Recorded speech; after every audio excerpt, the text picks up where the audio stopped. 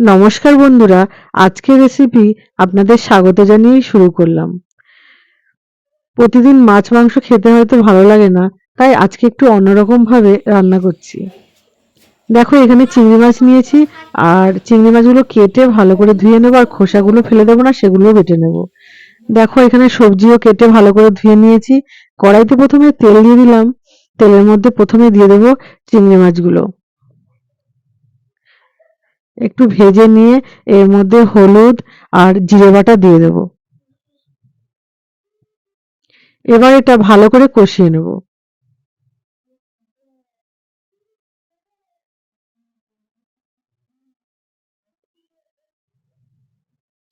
কষানো হয়ে গেছে, এর মধ্যে এখন দিয়ে দেব কাঁচা লঙ্কা। কাঁচা লঙ্কা চিড়ে দেব। আর ঝালটা দিতে হবে যে যেরকম ঝাল খেতে ভালোবাসে সে অনুযায়ী দিতে হবে। এটা ঝাল কম হলেই বেশ ভালো লাগে, বেশি ঝাল হলে এটা ভালো লাগে না। এটা পাতলা করে ঝোল করব। এখন এর মধ্যে এখন সবজিগুলো দিয়ে দিচ্ছি। দেখো আলু, সজনে ডাঁটা, উচ্ছে, যেই সবজিগুলো কাটা ছিল সেগুলোই দিয়ে দিলাম।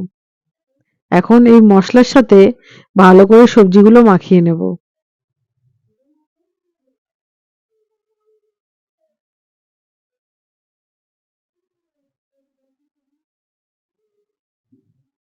পরিমাণ মতন লবণ দিয়ে দিলাম।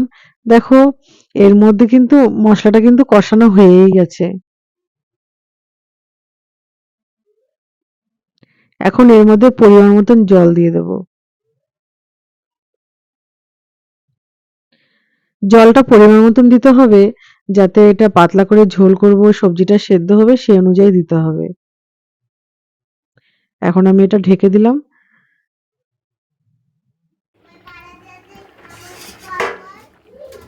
10 মিনিট পর এসে দেখলাম বেশ সবজিগুলো সেদ্ধ হয়েই গেছে। এখন এটা নামিয়ে ফোড়ন দিয়ে নেব।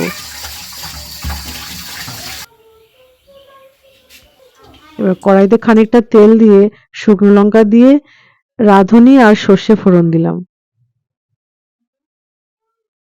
এর মধ্যে দিয়ে দিলাম আদা বাটা।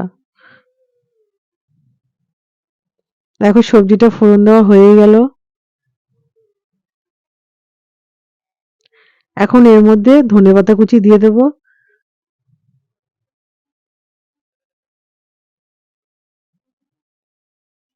খুবই টেস্টি লাগে এই খাবারটা খেতে গরম ভাতের সাথে।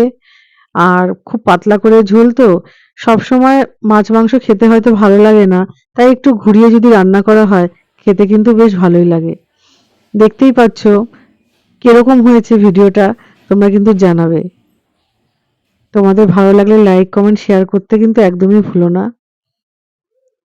এরকম গরম ভাতের সাথে খেতে কিন্তু দারুণ লাগে। আমার তো বেশ ভালো লাগে, তোমরাও বাড়িতে তৈরি করে খেয়ে দেখবে।